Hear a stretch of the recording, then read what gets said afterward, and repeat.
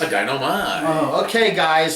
Sorry about the splicing of the video. We had to help a fellow league commissioner out, and other things come up. But it kind of like doing the break, having a break was kind of whatever. And thanks, Sal, for getting together with me right away. Oh, it's my and pleasure. because I know people are busy, but Sal, we left off on Team 10, and I put the video up just to like get the juices flowing. And I think it was good. It did. Yeah. It did get the juices. But the reactions are crazy. I know Tony and Paulie watched it together. I know Leo and Jared aren't happy.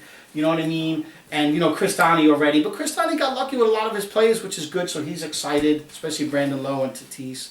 But you knew Lowe was going to be up there because he signed a big deal. That don't mean they'll never go back down again. And I really haven't heard from many other people. Okay, obviously you and whatever. But let's start going about to Team 11. Now we discussed this stretch of the draft, 11 through 15, and how difficult it was. And so far out of the 10 teams, the only team with really good odds was the B team with 8-1. And then we come into the stretch, and the first team we talk about is 24 home run, the defending champions, Chris Bracone and Anthony DeRue. The ace of spades. Whatever they are, the Hall of Famers, Famers, so the king of spades, and they like that. But Chris Bracone is still shucking up from the draft. I've been texting him, and something tells me his hired help, I always call him his hired help, Adam Ronis and Lenny Melnick, must have gave him a little tough love and told him the truth. Wow. That the team isn't that well. I got a question because you referenced it earlier and it didn't really hit me. And I did rewatch the video today. Well, I watched it for the first time because I was recording. Did you watch your section or I watched the first thing? couple of teams. Okay. So I didn't get to everything. And I think we were on Stark Metropolitans, and you said that he should. You gave him advice because he's busy around this time of the year that he should pay somebody. Yeah, to kind of like hire someone to give him a draft order, rank plays and stuff like that. But what stuck out to me was you said you should pay somebody like 24 home run does. Yes. This cannot be true. Is this true? I mean, you came into the league in 2012. I won it. I think your first year I won it. You came third, something like that, fourth, whatever. I came fourth, yep. And a lot of you don't remember this, but before they won their first title, they could never get over the hump. They stunk. I mean, they were nobody for 10, 12 years. And out of those first 10, 12 years, they weren't even allowed in the league for about 2 or 3 of them. And then they finally came in, and in 2009, they had a great team. I think at the All-Star meeting, they might have been in first. And they made a trade for CC Sabathia. And that's where the phrase, the perfect team was born. Because we got the perfect team. And they fucking collapsed. Oh. Okay, so... And then it wasn't until 2010, the next year, they finally won. And this is when Chris Bracone would start referencing people like Roto Pat.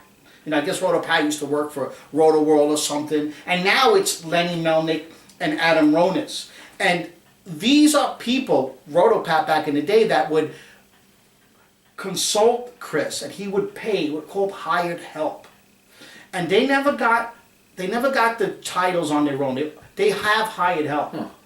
And it's kind of like, what it reminds you of a little bit? Like, how do you feel about it? What is it? Like how players took steroids and kind of cheated a little bit. Oh. You know what I mean? Amphetamines. So this is performing enhancing drug. I consider it performance enhancing. They can't do it on their own. I don't think they ever did it on their own. And if this is the case... I mean, they do have 5. I know, and it all started after the hired help from Roto Pat, and I think they should just, whatever they know, just help Richie out and give him a list.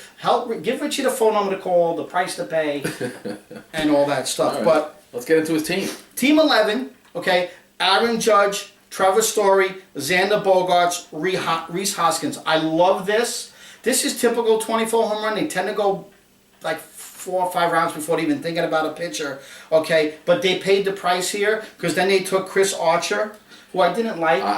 You know what? He always disappoints. He finds a way. I don't love Chris Archer. Yeah, but then they go with Masahiro Tanaka, who I really liked coming in the draft. Funny thing is, I would have took Tanaka before Archer. Well, he got him. So he got them both. So you know what I mean? Wound up working out. And then David Price, who he had a great postseason, but sometimes he's shaky. And then they come with a bad pick, Malik Smith. I mean. Judge and Trevor Story and Xander Bogaerts is unbelievable. I thought Trevor Story should have been a first-round pick. I didn't think he should have been a second-round pick. I thought a 5'2" shortstop. I had him. I would have took Story ahead of Nolan Arenado. Really? Yep. I would have even arguably took Story ahead of Adam Judge, but I liked Aaron Judge. I would have taken Adam Judge ahead of J.D. Martinez. I loved Adam Judge. You know, I like them all. I don't know if I put Story ahead of Arenado yet, but, you know, Then he can have another big breakout year because he broke out pretty heavy last year. You know, Luis Severino, Cole Hamels. So he doesn't go pitching right away. He ends up with Archer, Tanaka, Price, Severino, Hamels. Looks good. A lot of older names, serviceable men. This is their style. Severino, you never know. They're going to be careful. Especially the Yankees' early schedule is weak. They don't need to rush Severino back. They play Baltimore so many times and some of these bad teams. Steven Piscotty. So that's 1 through 12. And then this is where I think they had a hard time with their slot because the 12th team, they're number 11, the 12th team was Big Macs, the 13th team was Bierman, the 14th team was Bombers, and the 15th team was Ultimate Price, and then they would have to swing around. Right. And 24 home run usually has an easier slot, and they can handle it. They go Eduardo Escobar, who he stinks, okay? Brad Peacock, who I happen to like, Lourdes Gurriel, who they took from me. I like him. I didn't expect him to go that early, 15th. I thought maybe later teens. Joe Musgrove, Tyler Glasnow, Sean Newcomb. Glasnow and Sean Newcomb? Shane Green, Jaime Candelario, Adam Frazier, Yonder Alonso, and Andrelton Simmons, Mark Trumbo, Anthony DeSclafani. 17 through 25 is brutal. You know, I didn't think they were at their best on draft day, Anthony and Chris, and they were bickering amongst themselves. And he snapped at Jared, he was snapping at everybody. A little bit, but from my point of view, from where I was sitting, because I had my table, I had the debacle of Bean in front of me. Oh, by the way, Bean said that since he has a better team than you, if you could see his computer, how come you don't have a better team? You should have looked at his computer. But let's... God bless him. And then I had Donnie to my left, and then across from me, one ahead to the left was Big Macs, and then 24 home run all the way to the left. So I kind of had a feeling of those teams that were close around me. I think, and every time Big Macs made a pick on the way back down, I thought I sensed a little frustration and flustering coming from 24 home runs table. Yeah, I could be wrong, and they'll let me know. I'll speak to Anthony, I'll speak to Chris, just to get their honest opinion. They'll never tell you. But that's the way it felt from my point of view. I think that what they were probably arguing about was maybe the closes, okay, when to go for one, and should they have gone for a starting pitcher a little bit earlier, 1 round earlier. You know what I mean? But I can't argue with their first 4 because I love their first 4. I just think they should have picked somebody else other than Chris Archer. You know, they only have one closer, Shane Green, and he sucks. But we've seen them in the past go all starters, which is a sign of frustration. That's one of their signs where they kind of don't have a chance. And then early on they say, how can we maximize our points? And they'll make that decision relatively quickly. If they don't go out and get another closer within the next couple of weeks, they'll go all starters, my opinion. You know, what do you think set them off when they started arguing amongst each other? I don't know. Maybe... obviously, I'm assuming it's because one of them wanted somebody and the other person didn't. You know, I don't know exactly what it was. Do you think that I think they were affected by the slot. Do you think they were affected by their slot?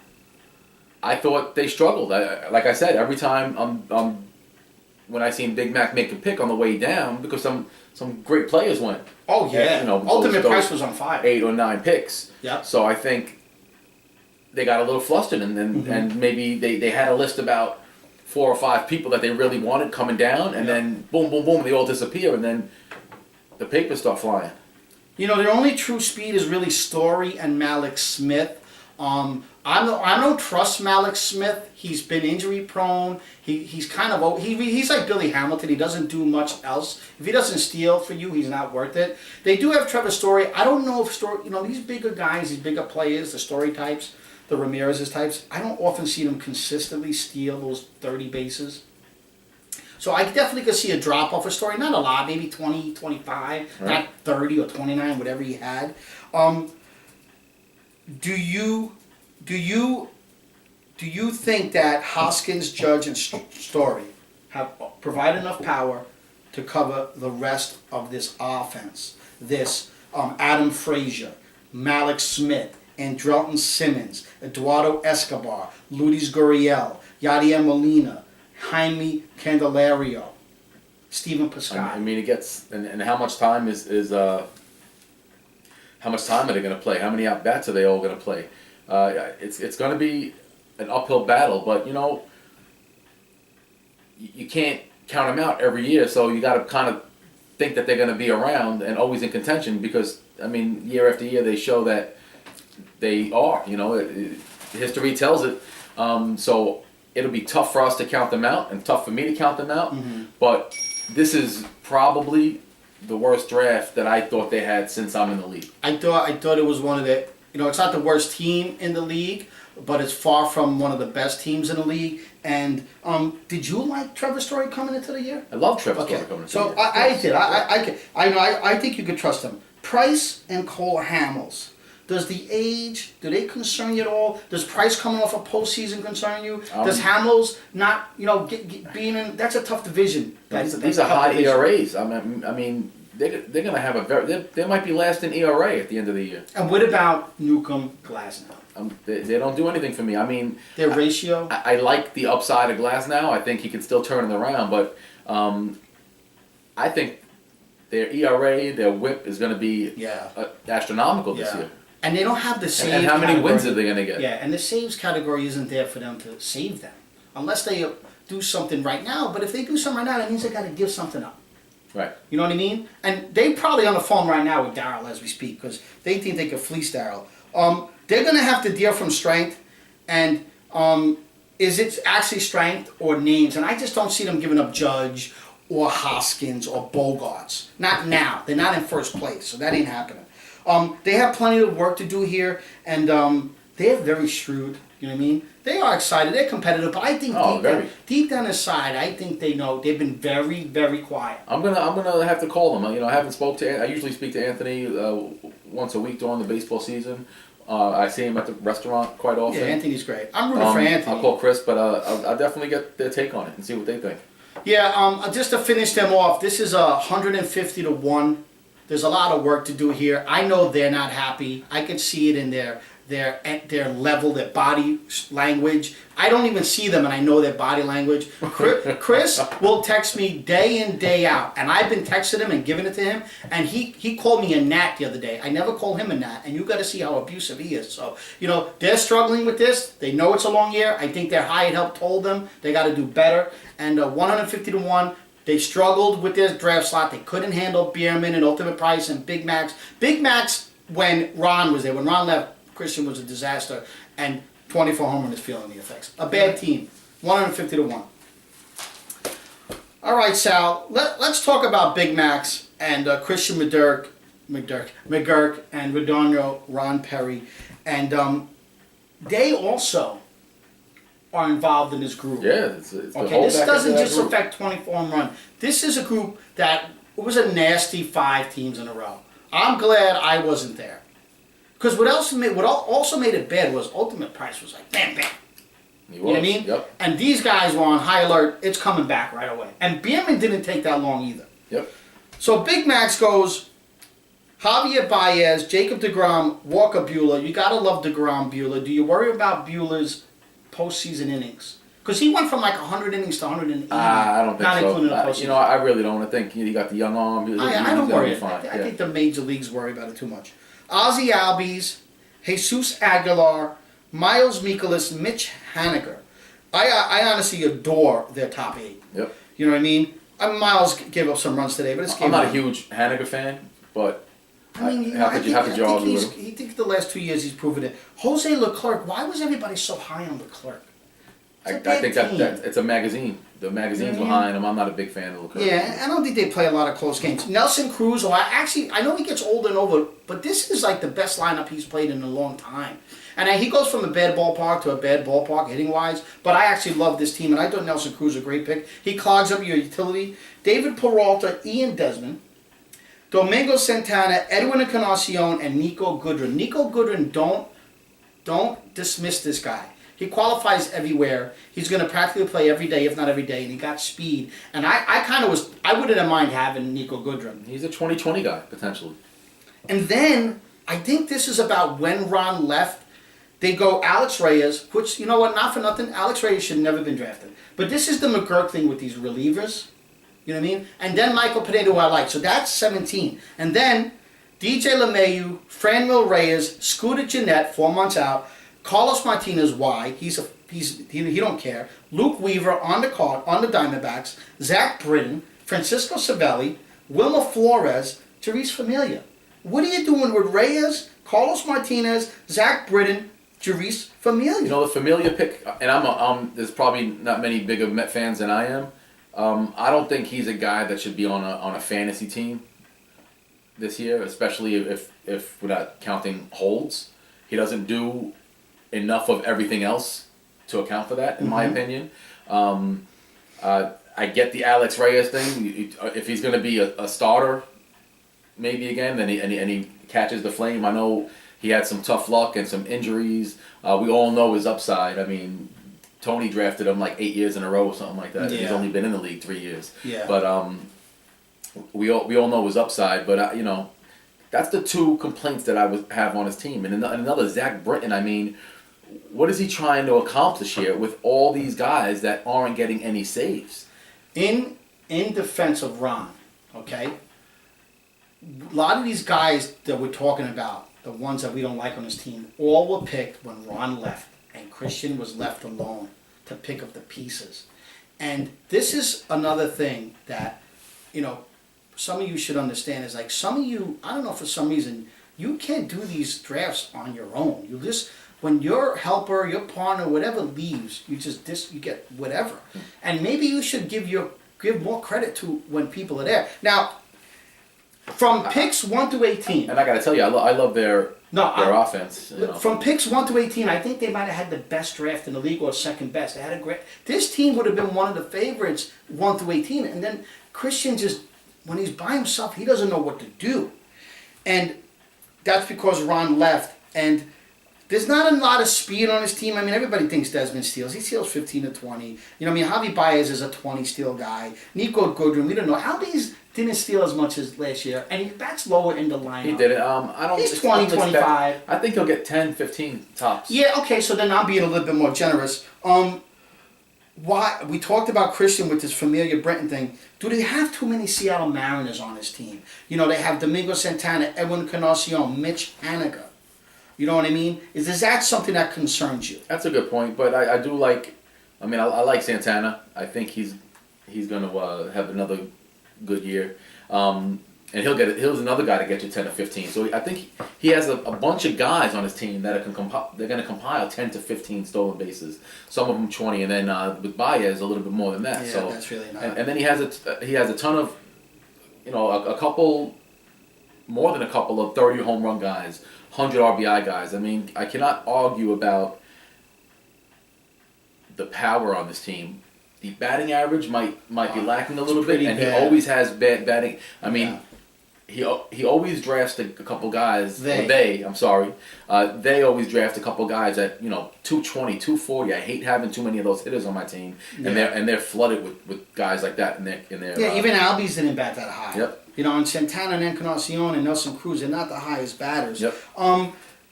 The team might need pitching work. I don't know. They only have Leclerc, okay, and no other closer. And then what are you going to do? You're going to clog up your reserve with Familia and Britton and wait for someone to lose a job? No, and none of those guys are going to get the job. You know what I mean? Right. I don't see Diaz going down. I mean, you need a fluke injury. It's not like you're preparing for a trade or anything. That's just a bonehead move to me. Sorry, guys, but that's just an honest opinion and how I feel. And we'll talk about it, I'm sure. Is there any way to knock the stubbornness off of Christian? You know what I mean? Well, he's very adamant. He likes who he likes. He's very opinionated, as you are, as I am. Yep. There's no way. So, no. This is what caused them to have a bad last third of the draft. And because of Christian's stubbornness and Ron leaving, not there to level it out, his errors, Christian's errors are going to be too much to overcome here. That being said, this is not a bad team. This is a very good team. I like the team. Okay, I give them 50-1 odds. Good They odds. are borderline contenders. They're not that far off. The problem is the other closer, the average, and I don't think they have a lot of speed, is gonna be an issue. Got it. That's my opinion on them. And they also are affected by the tough section of the draft. I think they're going to lack in saves. I think they'll be just okay in steals. So we'll see. They were a hard team to draft around when Ron was there, but not when once Ron left, they became an easy team. But that was like the last 8 picks. So let's go to Team 13, Sal, and the Behrman Bashes. Chris Bierman Yep. and Robbie Bierman. You know, they never really say hello to anybody. You know, I never They might picked have up said on hello it to because you. I try to say hi to Robbie everybody. don't say hello to anybody. But I go out of my way, and I Yeah, say hi. well, that's you. And after you said that, if you're a little bit right. Even Yeah. when they left, they were leaving. But Chris, not so much because he actually He knows you a little bit. we get along. But I'll get to know Robbie a little bit better as well Right, as it goes on. We'll see what happens. But actually, after the draft, Chris was nice enough. He stopped by the bistro, so it was nice to see him. Yeah. I like Robbie. Robbie invited me over one time to spar with him, martial arts, and one day I'm going to take him up in the off the. He's gonna kick your ass. No, I think Oh, I think I'm going to take him down, and I just Oh, don't you want to have- beat him up in his own house. You have no shot in that I don't want to beat him up in matchup. his own house, but we'll talk about it another time. So the Bierman Bashes, who I always feel are tough drafters. Okay, this is Team 13. Bryce Harper. Now, I don't like Bryce Harper. I know the only thing that saves Bryce Harper a little bit is that he's a monster in Philadelphia, his career-wise. And he's gonna You know what I mean? butt some home runs out of that. He's surrounded by a couple of good guys, Yep. Hoskins and all that. But you don't think they might pitch around him? I mean, you don't think to me he's almost like a glorified Chris Davis. You know what I mean? Statistically, I think he's a little better than Chris Davis. I know, but if you look at his years, he's had 1 year, He had 1 year, and his average has been and he got the money. shaky. He did get the money, so let's see if. And I never liked his personality, so maybe he is a douchebag guy that gets the money, and then all of a sudden, The fellow players in the major Nailed league it. voted him the most overrated player. I seen that. Yeah. I seen that. So they don't like him. So they go Bryce Harper, Freddie Freeman, who everybody loves, Steven Strasburg, Carlos Correa, who was targeted in the 4th round. He was dropping. I don't know what magazines he's I dropping. don't know why so I dropped him. I love Korea. Zach Wheeler, AJ Pollock, Yep. Kenley Jensen. Okay? Now, that's the first 7. My concerns here are Strasburg and Wheeler. They look good. They look good on paper. But Wheeler, what's the most innings Wheeler's ever pitched? Yeah, not a lot, and he was like a 5-inning guy, 6-inning guy every Mm-hmm. time he pitched. And he's had Tommy John and Strasburg. I mean, He's hurt every year. Every year. He's a guy that I don't even add into my equation when I'm putting my yeah. team I together. never unless take. I get unless him. It's like the 12th round. Yeah, every year. way into which won't happen because too many people love him. And then he goes Craig Kimbrell. Now, I understand making a pick for a payoff, the risk-reward mentality, but do you waste an 8th round pick on that? Is he even signed yet? No. Let's It's see. opening day. It's tough. It's tough. He doesn't have a place. Maybe what happens if he doesn't get signed? Exactly. Or a month goes by. You lose a month. He's not Like, budging. so He's not early. budging off of that 6 years. He's 31 years old and wants 6 years. And let me give you a little insight, okay, to Major League Baseball. These guys don't pay for what you did. They are now, the younger people are paying for what you are going to do. Yep. These young guys that get in the money, they get in the money because they're bargains. The owners, the people that pay the price, that pay the salaries, you don't think they realize this? Businessmen are businessmen for a reason. Yep. These guys are billionaires. They know signing the guys now to pay in advance for what they're going to do is more valuable than paying for a guy who's past his prime. And if Kimbrell ain't going to budge off a 6-year deal, you won't see him till July. And who's he going to? Why do you think if he was going to Milwaukee, wouldn't he have been there already? And I don't think he's going to Milwaukee. So I just, it's going to be tough. He can get signed, and somebody's going to sign him, obviously. And let's see how long he wants to hold out. I mean, maybe if he's stubborn, he probably won't get signed right away. I mean, he could be getting signed as we speak. We don't know right now on camera, but it doesn't look good at this moment. He won't go to Milwaukee because Milwaukee still has Jeffers, who's coming back soon, and they have excess arms. And they lost Neville before in the past, and they could deal with it. So And Milwaukee's a low-budget team. They're not giving this. Will they sign him for 1 year, $10 million? Of course. But they're not going to give. He's not signing for 1 year. His best chance is Boston and Atlanta, because if Matt Barnes and Ryan Brazier don't do well, Boston has the money, but they don't want to go above the luxury tax. So it was a stupid pick. It was a stupid pick, especially when you got Kenley Jansen. You got all the clothes. And you could have paired up Jansen immediately with a guy now. Right. I agree. Yoan McCarter, Inciarte. I was looking for Inciarte to combine with my speed of Mondesi and Turner. I like the Inciarte pick. And Carlos Santana, I tell you the truth, I've never been the biggest Carlos Santana fan, but that offense in Cleveland is so bad. He's going to be right in the middle of the lineup. He's almost by default going to get 25-90, but I'll bat 240. So I kind of like Carlos Santana. Yep. Yusei Kikuchi, Marcus Semien, Archie Bradley. Now Kikuchi, they've already said every 4, 5, 6 starts they're going to pitch him only 1 inning. So what is he? A 25 start guy, really? And Archie Bradley. I mean, not for nothing, Sal. If Archie Bradley was going to be a closer, wouldn't he have been a closer by now? I think so. Okay. Did he win the closer's job without saying names in preseason? He did not. No, because they don't want to use him for 1 inning. Everybody thinks Bradley is going to be the closer. I mean, how many more years are you going to wait? Dallas Keuchel. He went Marco Gonzalez, Dallas Keuchel. Now, you take Kimbrel, you take Keuchel, okay? What is that going to do? He wants to play backyard baseball. Okay, is Keuchel good anymore? I think he still has a couple of years left. He's never going to be the old Keuchel, but I think he has some years left. Okay, but I can understand maybe a risk on Kimbrel, but Keuchel in the 16th round? And here's another thing that's really ridiculous, okay? You can't DL these guys. Kimbrel and Keuchel take up 2 reserve spots. That's a great point. Okay? And if I'm not mistaken, there's a guy already, Didi Gregorius is going to take up one of the DL spots. Yep. So you're working with 1, 2 spots. Yep. What happens if you get another DL? What if you get 2 DL? Then you got to decide Kimbrel or Keuchel got to go, right? Why handicap yourself like that? That's something I've always stayed away from, or tried to at least. I can understand taking one of the risks, and Keuchel in the 16th round isn't crazy if you think he's going to get signed right away. But once you pick Kimbrel, I don't think you can come back and take a guy like Keuchel for that same reason.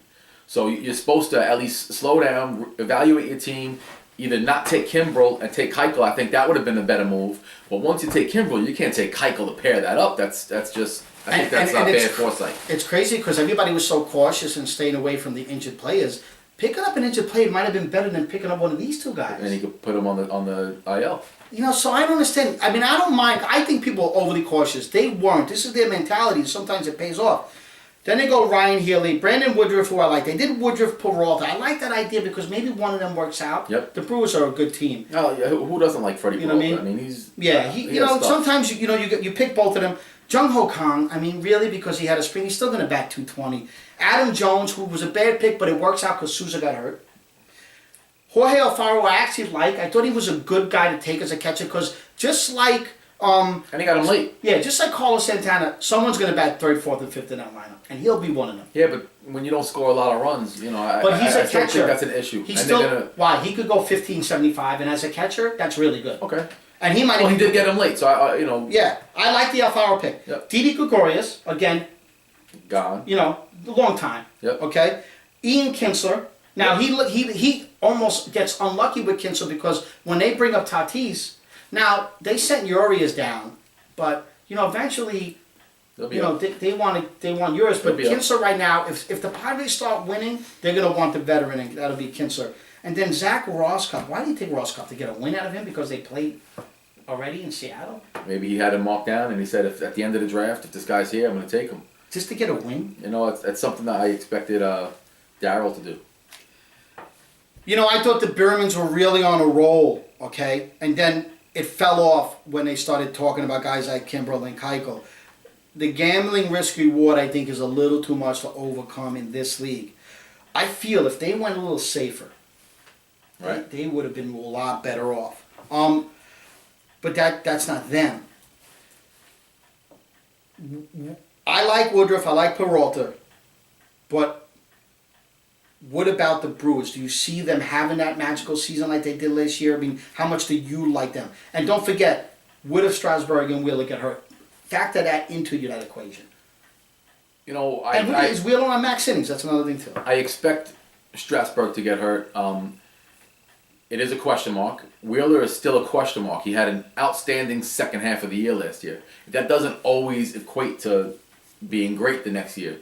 Does sometimes, doesn't always equate. I'd still be a little nervous about Wheeler, but they had him last year, so they went through that rough. Yeah, I dropped him. He picked him up. I personally liked Wheeler. Yeah. This year. But is he gonna do that again consistently for this year? If he does, it's a steal. If he doesn't, then whatever. But the Mets do have a good team, so he can actually be in line for a couple of wins if he pitches deep enough into these games. Now, what about the situation with Kikuchi as far as the Japanese guys saying every 5 or 6 starts they're going to just throw him 1 inning? Well, let's see, and then maybe that could be 6, 7, 8 starts where he only pitches 1 inning. If he plays it right, maybe he has people on his bench that he'd be able to put in for the day. But are they going to know in advance it's going to be Kikuchi's 1 inning start on Wednesday? We'll have to find out. I like Kikuchi's upside. And so let's look at this. If Strasburg and Wheeler, let's say Strasburg gets hurt. Yep. You got this issue with Kikuchi. Bradley's not a closer. He'll never be a closer, okay? Keuchel, Kimbrel, we don't know what's up with them. Gonzalez is in a tough division, yep. Okay? You have one closer right now, Kenley Jansen. Okay. Woodruff and Peralta, there's no guarantees with them. What are they going to... You know what they got to do right away? Plus, their reserves are clogged up in the DL. Look at all the work they got to do out of the gate. They cannot make moves. They can't worry about a slot next week's waiver pick. They got to take care of this now. What are they going to do? Who are they going to drop? Well, let's see. This is going to to their credit, they are good managers during the year and they make moves. So let's see how they're going to fix some of these issues. I think I like their team a little bit better than you do. The sound of it. No, they have a lot of guys I like. Yoel McCarter, I didn't even mention AJ Pollock, who we know he's all injury prone. He's batting 5th, but that might take away a little bit from the steals, which okay. I think they'd rather have the steals because they do have a lot of power. I personally don't think they have a bad team. I think they were part of that group of tough draft. Yep. The reason why that group was tough is because they picked good teams. Yep. And to get to their odds, they're 50-1. So I give Big Max to them 50-1. I think the Beermans... I think that's great odds considering you spent half the time bashing their whole team. Because the pitching I bashed. Their offense I think is pretty good. They have a really good offense. I just think that they could have went safer, and I think if they would have went safer, right. I think this team would have been in a position to be one of the top contenders. Okay. I think there's so many issues on this team right now in the pitching area, and what are they going to do when they have to make that decision to drop Kimbrel or drop Keuchel? Are they going to do it? Well, let's see. Let's see what happens. You know what I mean? We're underway today. Today's opening day. It's another beautiful day. Let's see how it pans out. I do applaud their style. Like, they're not cautious. They do it their way. They're aggressive. You know what I mean? And there's something to be said for that. But, I think it's going to cost them. They know how to play the game. And it'd be nice if you once in a while you just say, hey guys, how you doing? But those are the BM impressions. All right, Team 14, Sal. Team Archer, John Torchio, yep. Who always sits with me. John Torchio is went with a red flag guy.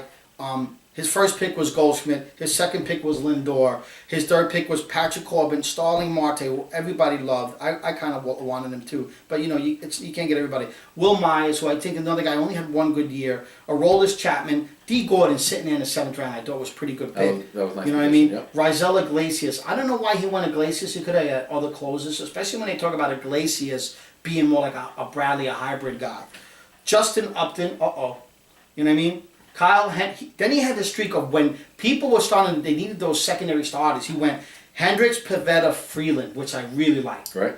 Okay? I wanted all 3 of them. Pete Alonso, he's playing. We don't know what the other guy might affect his playing time. He gets screwed with Greg Allen. I loved Greg Allen. I don't know. See, this is the problem I have with Francona. Francona is not a manager that's made for fantasy. If Greg Allen, he'll platoon people. Allen, who doesn't like Greg Allen? I mean, if he played every day, he would steal 50 bases. Yep. Corey Dickerson, I liked Ryan McCann. I actually liked Ryan McCann better than Garrett Hampson Because McCann did well as a hitter, and he's a better defender, and he qualifies. And I just think that this whole super utility thing is out there now. Yep. And I don't know if it'll be a strict platoon, but Hanson will take at bats away from McCann, and McCann will take at bats away from him. I just think McMahon's going to get more at bats. Okay. But then he had to leave. That was Torch's last pick, Ryan McCann, 16th round. And Wow, 9 picks to go. Yeah. Okay. Torch contacted me a while ago Now, what's up with these teams? I'm sorry. What's up with these teams? that guy. First of all, it's the most important day of the year. It's the yeah. best day of the year. How do these people have to leave in the middle of this draft? I know you got a wedding or whatever it is. You can't go to cocktail hour late. I mean, you were left early. The draft ended relatively. Bring your suit to the what draft. What time Give did the yourself wedding another start? hour. Were you? I mean, unless it's your wedding, there's no reason that you had to leave that wedding. Well, I the agree with draft you, day. but he tells me baseball's not the most important thing, But then again, he's married. His wife might have been like, "You better leave that draft," even though Stacy's great. His daughter might have said, "Daddy, you better leave that draft." Well, you gotta know what listen I mean? to your daughter, So Mike, now Torch contacted me because I have the rule where you got to be represented, or someone's got to be represented, or you forfeit all your picks to the end and you pick up the scraps. And I got to abide by that because it's not fair. Chris Donnie has an assistant. Could you imagine someone picking for 2 teams? It's not right. My cousin comes in. Okay, Torch had a couple of people on the back burner, but he asked me if I could get in touch with my cousin, and my cousin said yes, I'll do it. And my cousin went Brett Gardner, who in the 17th round wasn't a bad pick. Jake Lamb, who I don't like, I think is going to platoon a little bit. Josh Harrison, who's leading off for the Tigers, it might not be bad. I like that pick. Tanner Rourke, I don't like him in Cincinnati, but some people love him. Robinson Chirinos, Torch didn't have a catch. I told him to go another direction. Brandon Belt, who in the 22nd round prop might not be that bad. Jake Odorizzi I liked. Ivan Nova I liked, and Matt Moore. I can't stand Matt Moore. So Torch is lucky that my cousin was there because it would have been a lot worse. I don't think it was great, but it would have been a lot worse. Now, I think Torch might have done a better job if he was there. Wait a minute, so you... I think Torch would have done a little better than my cousin. My cousin been out of the game a little bit. Got it. But he did prepare this year because him and I are doing a draft together. All right. So he came into a good part of the draft because he still had 11 rounds to pick and it was a tough part of the draft. So I like the experience my cousin got. But that doesn't help Torch. No. What do you think Pete Alonso does? I like Alonso. I think he's going to be a big bat. Is he going to play every day? I don't think so. There might be a platoon there. Let's see what happens. I'm a Met fan, so I don't want to sound biased, but I was high on Alonso coming into the season as well. Yeah, he was. I really, it's funny because I invented the minor leaguers. Honestly, you guys used to laugh at me years ago, and now 17 of them are going in the draft when one would go. I like Pete Alonso's power numbers. I don't like guys who don't bat well in the minors average. But Okay. Lindor wasn't a power guy and a batting average guy, and look, he's a beast. So we'll see. But I don't think Alonso's the most important guy in this team. I said right out of the gate, Upton hurts his toe. Right. And let me tell you something about turf toe. You practically break your toe. It's not a comfortable, and he's a big boy, and he's got to play the outfield. And it affects you. Turf toe could affect you the whole year. This is a bad injury. And then Lindor hurts himself again. Oh, that... You know what I mean? Yep. And I know people wanted to stay away from Lindor. Lindor was a tough... A lot of guys got hurt before this draft, and he got hurt for a long time ago. He's not going to be back till the end of April. If you're lucky. I think these little... It's not the calf injury, nagging, though. yeah, but still, it's a nagging injury. And Greg Allen, the news that he might not, Greg Allen not playing every day. I mean, you got to be worried. Anything to a lower body on a person that you expect to have some steals on your team cannot sit right with you. I know somewhere in your gut you're like, oh, not again. But you did draft him when he had a red flag, as it is. I actually liked Greg Allen. Every once in a while, these managers they don't want to. Everybody spent 6 weeks and worked hard in spring training, and they don't want to say this guy's a starter because they want the guy who might be behind him to still have that motivation. And then eventually the better player takes the position. Yep. How aggressive are they going to be, though, when Greg Allen does play? Is the manager going to run him enough? I think Francona doesn't have enough power in his lineup. He's going to have to play old. Francona's an old school manager. Yep. The only good quality on the Indians is the starting staff, minus a couple of hitters and Brad Hand. Patrick Corbin as his Yankee. He took Corbin a little early. I never liked Corbin. I never did. He went nuts last year. I never liked Does play in a good team. Yep. I don't think he's like that tier, that A tier, that 1 tier. I totally agree. You know what I mean? Never a Corbin fan. I got obviously great year last year. He just never did anything for me. But Pivetta, Hendricks, Freeland. What do you think about that? I'm a big Pivetta guy. And now, but he doesn't have Corbin and another Yankee. He goes Corbin and then those guys. It's going to be a uphill battle for him, but he does have. He should do well in the saves category. So he could be one of the leaders in that category. I don't think he'll be a leader, but he'll be, because Iglesias ain't going to get more than 25-ish. Yeah, but you get another 30 to 40. Yes. Out of Chapman. The one thing about assuming Chapman though, stays healthy. Yeah, the one thing about Chapman, you're right, is every once in a while someone else bogarts a save because they don't like going 3 days with him, stuff like that. And that's when the Betances or. And when he goes on a bad streak, he does go on a bad streak. Yeah, remember he almost lost it last year. But how can you not like a Yankee closer? Without a doubt. Starling Marte, Greg Allen, Francisco Lindor, D. Gordon. Marte, D. Gordon. This is kind of like when I have Turner, Mondesi. Yep. You know what I mean? And Allen, if Allen plays enough, he's going to have a lot of speed. So I think Torch has speed. Ton of speed. To be honest with you, I liked Lindor coming into the year. Now, my notes were before Lindor got hurt. We were supposed to finish that video. And I liked Allen. And I'm not going to change my opinion. I absolutely love this team. Do you? Aside from the speed, I don't see much, especially now with Lindor going down for a little bit, even if it's 3 weeks to a month. I don't see the power. He has one 30 to 40 home run guy and 100 RBI guy. That's Goldie. But this is before Lindor goes down. Yeah, well, now it's here. But aside from that.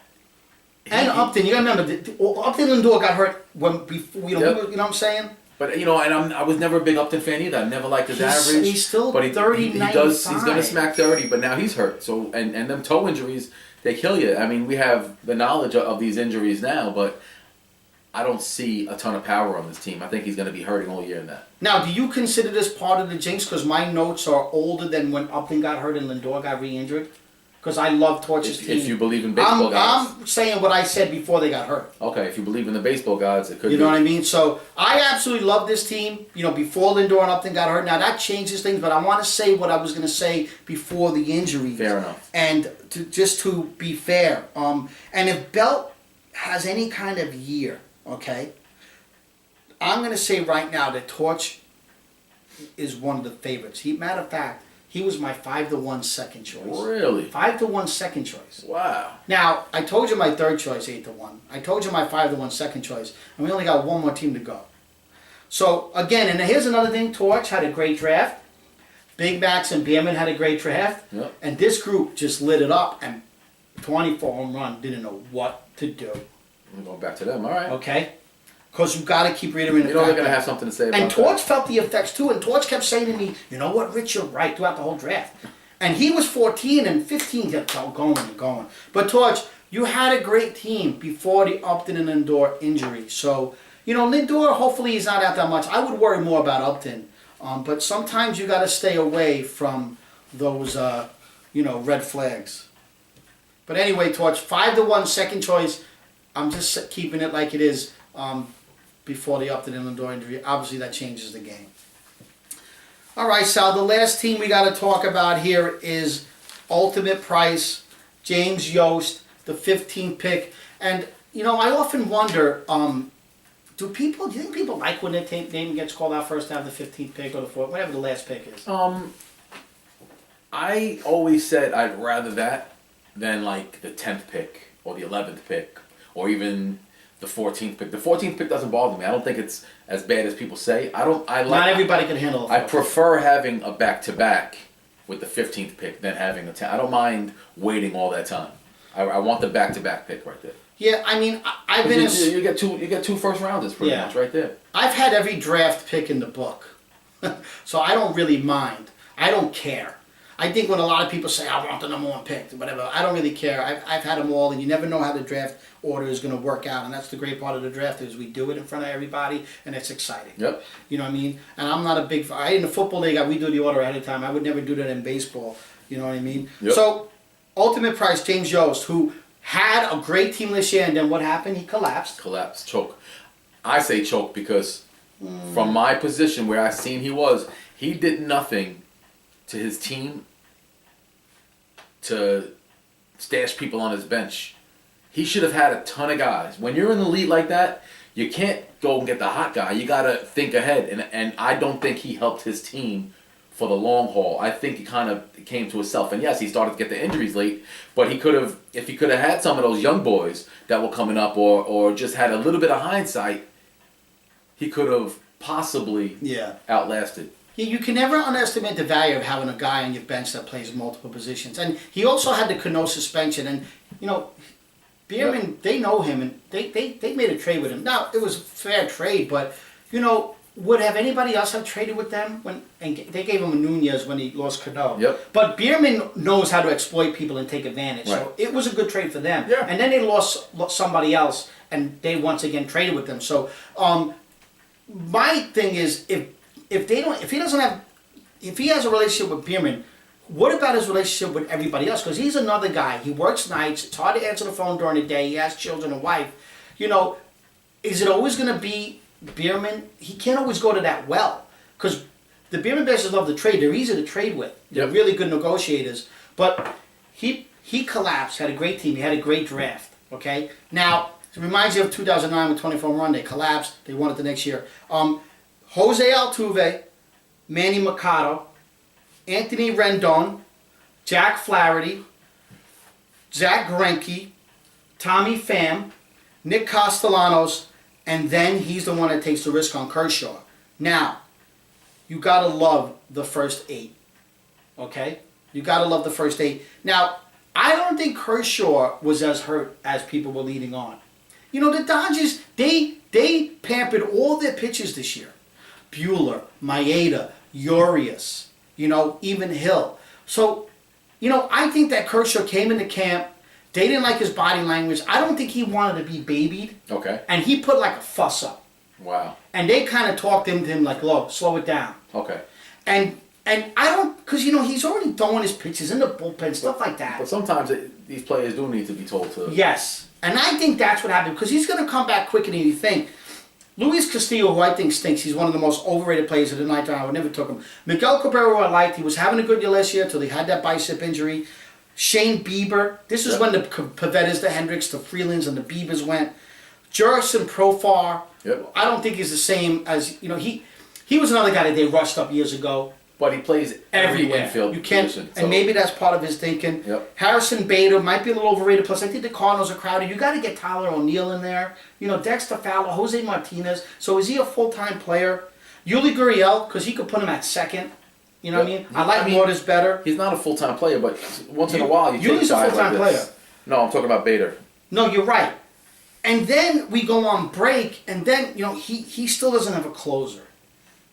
But then James Yost comes out of the gate, which I was looking to get at right after the break. I rolled his Vizcaino, right? Who, again, he's the closer. Yep. You think, now, Minter maybe, but he came back later and picked Minter.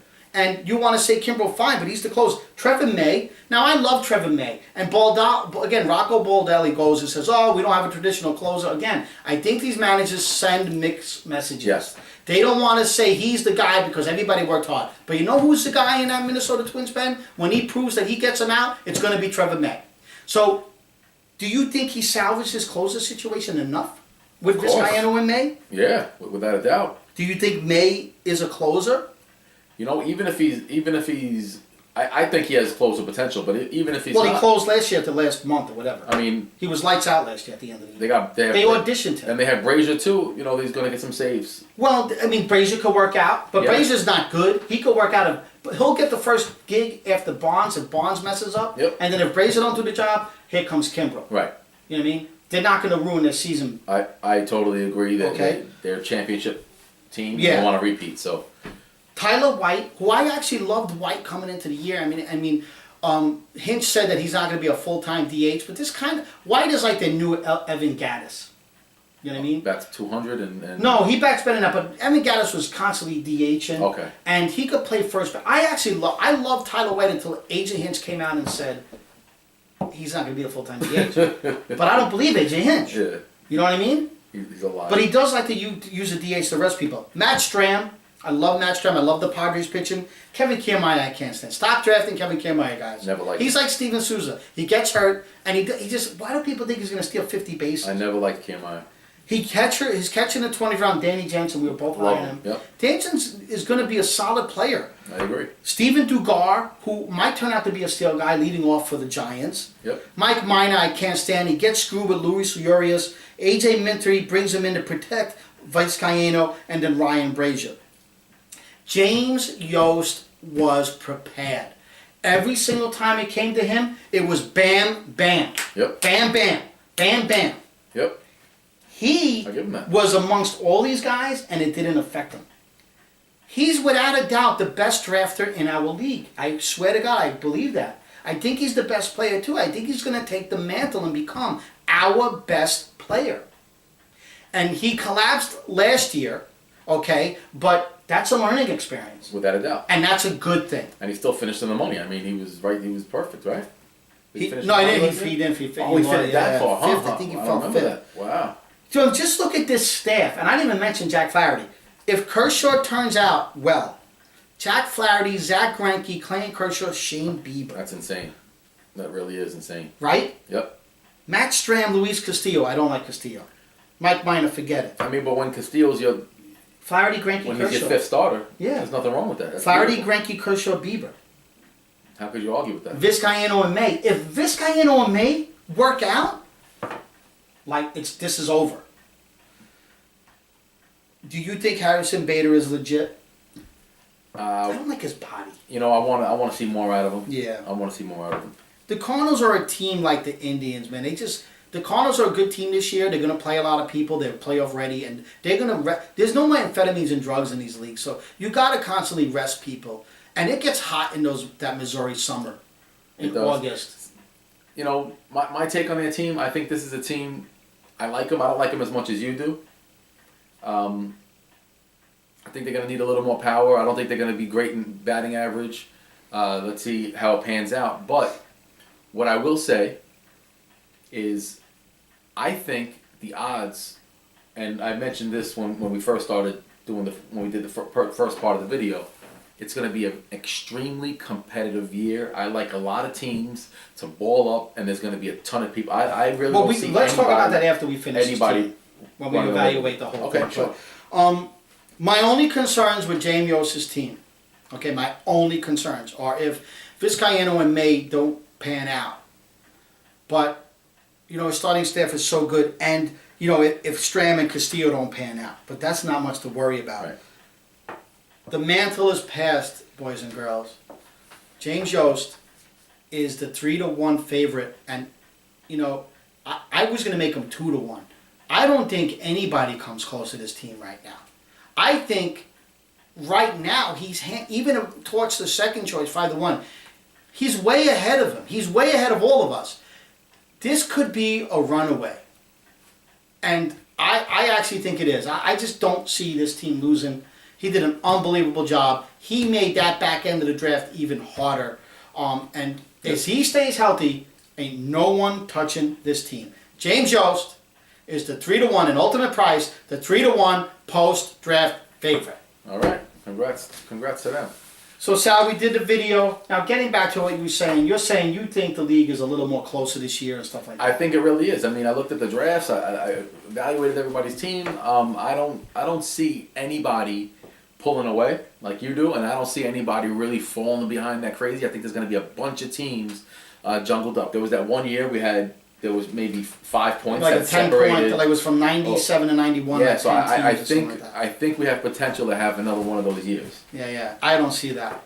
I don't see it. I think that there's a few teams here that one of the things I'm happy my team is right out of the gate, even though it's a short week, everybody's playing, everybody's healthy. Yep. You know what I mean? That I intended to be healthy. Yep. Okay, and I think that some of the issues like Tony's Tigers has and Bierman have, even though it's a short week, 3 weeks, I think it's going to linger into next week when they finally go full week. Okay. I think that's an issue. I do think that the draft was hard, it was a closer draft, but I think there's an obvious standout in James Yost's team. But I think everybody else, has some issues and are more closer together. So you might see a gap between first and second, but I think you're going to see a little more bunched up between second and sixth, stuff like that. Let's see. I'm excited. You know, the year is underway. The year is underway. It's a great, exciting day. I wish everybody a lot of luck. I thank all of you.